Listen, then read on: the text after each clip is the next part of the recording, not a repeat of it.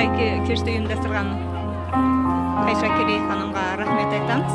Өте әдемі, айлықтан байлыққа бітірушілері сондай әдемі көңіл күйде